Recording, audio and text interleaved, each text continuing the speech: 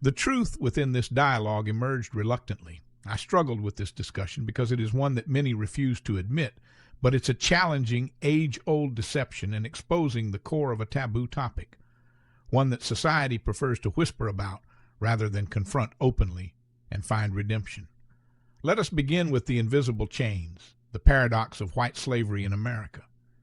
The revelation of truth often emerges like a reluctant witness, pushing against the comfortable facades we've built around ourselves. In this exploration of modern bondage, we must venture deeper into the shadows of self-imposed chains that bind not just bodies, but souls. Modern slavery's hidden truth happened as I was quickened to an alarming revelation, one of which the Apostle Paul spoke of such anguish of his inability to do good while living in his fleshly nature.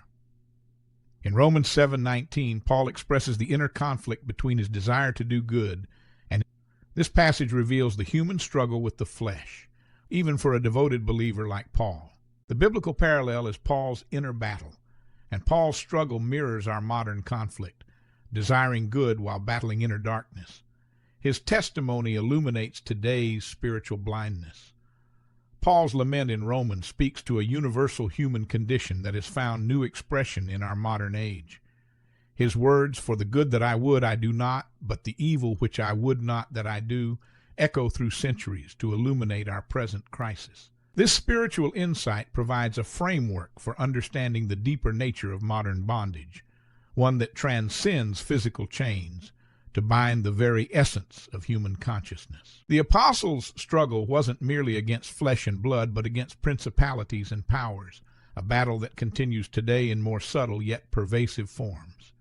His recognition of this internal warfare serves as a prophetic glimpse into our modern condition, where the chains of ideology and self-righteousness bind tighter. He acknowledges that, despite his knowledge of God's law and his desire to follow it, he still wrestled with his sinful nature. This highlights the ongoing battle between the spirit and the flesh, a struggle that can only be overcome through Christ. Paul ultimately points to Jesus as the solution, declaring in Romans 7:25, "I thank God through Jesus Christ our Lord," reminding us that victory is found not in our own strength, but in God's grace. Paul's words in Romans 7:19 expose a deep and often ignored reality. "For the good that I would, I do not, but the evil which I would not, that I do." He acknowledges the torment of desiring righteousness, yet being bound by sin. However, modern slavery is a self-imposed bondage. Unlike historical forced servitude, this modern enslavement operates through willing submission to power, privilege, and false superiority. We are all familiar with black enslavement. Historically documented, undeniable. Many who resisted unto their death, and today black descendants still resist a people who wish to take them back. But there exists another form of bondage, a more subtle yet insidious and hidden beneath layers of pretense and self-righteousness: white slavery.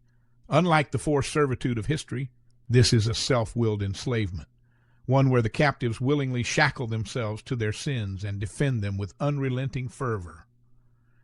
I do not pose this to be all people of this persuasion, but those of any persuasion who wish to be a part of such.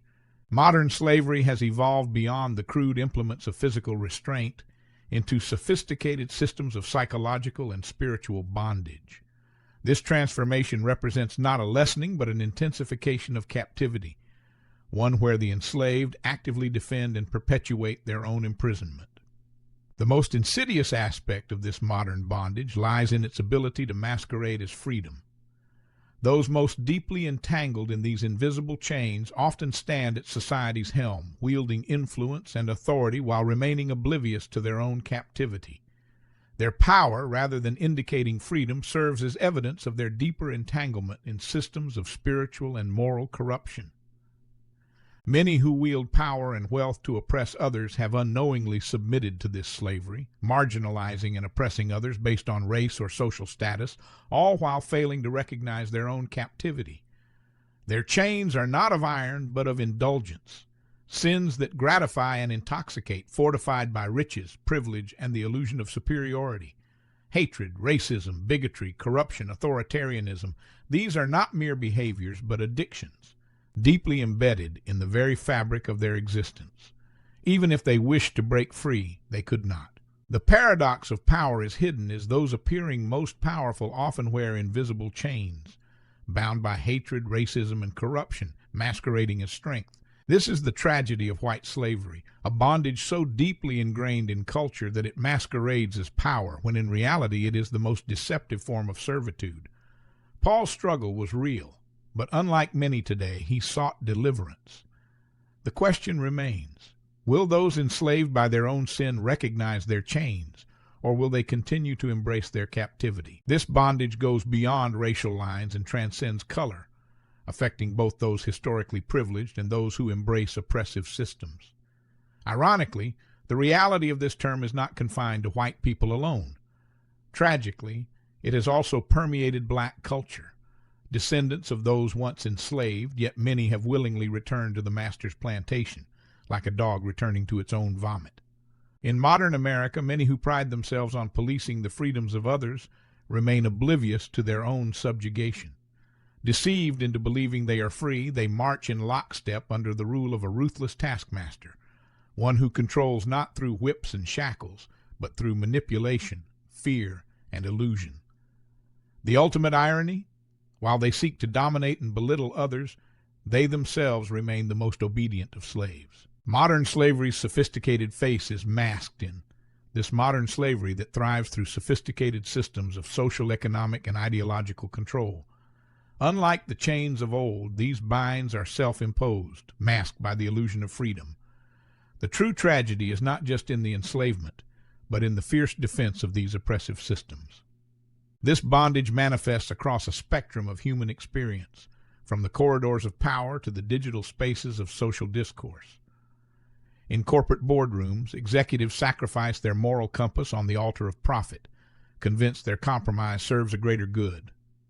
In religious institutions, leaders and followers alike surrender spiritual autonomy to systems that promise security while delivering constraint. The political arena presents perhaps the most visible manifestation of this bondage, where loyalty to party doctrine supersedes conscience, and the fear of ostracism drives otherwise principled individuals to embrace positions that violate their deepest convictions. The irony deepens as these same individuals, bound by their ideological chains, work tirelessly to restrict the freedoms of others. The signs are clear. Today's chains manifest through cancel culture fear, groupthink dependency, career-driven moral compromise, religious manipulation, political party slavery. Additionally, professionals compromise ethics for career advancement. Religious followers yield spiritual autonomy to leaders who exploit faith for control. Politicians forsake convictions to avoid party exile, and the so-called free adopt extreme views to secure group acceptance, convinced of their own independence. These are not the actions of liberated individuals, but the survival tactics of the enslaved. Most ironically, those most chained are often the quickest to restrict others' freedoms, blind to the hypocrisy of their plight. While focusing on controlling the other, they ignore their own surrender of authentic selfhood and critical thought. This white slavery crosses boundaries of privilege and power, thriving by convincing its captives that they are not only free but superior. This is an addiction to power. And like any addiction, the hunger for power and control creates its own self-reinforcing cycle. Those caught in this cycle often display symptoms remarkably similar to substance dependency: denial, aggression toward those who challenge their worldview, and an increasing need to exert control over others to maintain their sense of security. This addiction manifests in the desperate attempt to maintain systems of privilege and superiority, even as these very systems corrode the soul of the oppressor. The tragic irony lies in the fact that those most adamantly defending these systems are often the ones most deeply wounded by them. The paradox of perceived superiority is perhaps the most profound aspect of this modern bondage, is how it inverses reality. Those who appear most powerful are often the most deeply enslaved. Their apparent strength, manifested through attempts to control and diminish others, reveals the depth of their own spiritual poverty. This dynamic creates a particularly toxic form of blindness, where those most deeply bound by their own prejudices and fears imagine themselves to be champions of freedom. Their aggressive defense of oppressive systems stems not from strength, but from deep-seated insecurity and the terrifying possibility that their entire worldview rests on false premises. There is a path to liberation, but true freedom begins with the painful recognition of one's own chains. This process requires extraordinary courage, the willingness to question deeply held beliefs and confront uncomfortable truths about oneself and one's place in systems of oppression. The journey toward liberation demands more than mere acknowledgement of these binding forces. It requires active resistance against the comfortable lies that sustain them. This resistance must begin within, challenging not just external systems of control, but the internal narratives that give these systems their power. The spiritual dimension to all of this lies beauty. At its core, this modern bondage represents a spiritual crisis, one that cannot be resolved through political action or social reform alone. The solution, as Paul understood, lies in a fundamental transformation of consciousness, a spiritual awakening that allows individuals to recognize and reject the false promises of power and privilege. True liberation begins with personal recognition, acknowledging these invisible bonds masquerading as freedom. It requires the courage to question accepted narratives, resist group pressures, and reclaim autonomy of thought and action. Most challenging of all, it demands honest self-reflection on how one may have participated in their own bondage. It is said that denial is the best defense, but perhaps their deeply rooted ideology has not just led to denial, but to full-blown delusion. The paradox is stark. Those who believe themselves most free may be the most deeply enslaved. Perhaps their vehement anger and hatred toward a specific group of people stem from a deeper unspoken truth. Most black and brown people know they are free, but those consumed by this hatred, they know deep down that they are the ones truly bound, enslaved by their own sin, their own addictions to power, superiority, and control. And the most damning part, they see no way out. Their chains are self-forged, their captivity self-imposed, and the very freedom they despise in others is the one thing they can never grasp. To acknowledge this hatred and such awakening requires a willingness to confront the uncomfortable truth that many who consider themselves free are, in fact, bound by chains of their own making. The path to genuine freedom lies not in accumulating more power or control, but in surrendering the very impulses that drive us to seek dominion over others. The challenge of our time is the reluctance to recognition of modern bondage, particularly in its self-imposed forms, represents one of the great challenges of our era.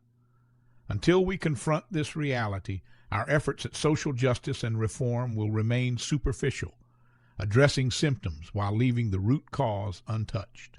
The ultimate paradox lies in the fact that true freedom comes not through domination of others, but through liberation from the need to dominate. This understanding opens the door to authentic spiritual and social transformation, offering hope for breaking the cycles of oppression that have bound humanity for generations. To break this cycle, one must be willing to break free from ideological blindness, and bondage requires a reckoning and spiritual awakening. While trapped minds resist change, those who choose to question their beliefs can find clarity and liberation. The question remains, will those most deeply bound by these invisible chains find the courage to recognize their captivity?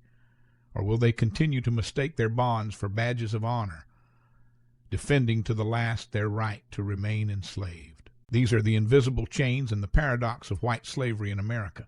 It is, I believe, modern slavery's hidden truth. Until we confront this modern bondage, we cannot begin to dismantle its chains.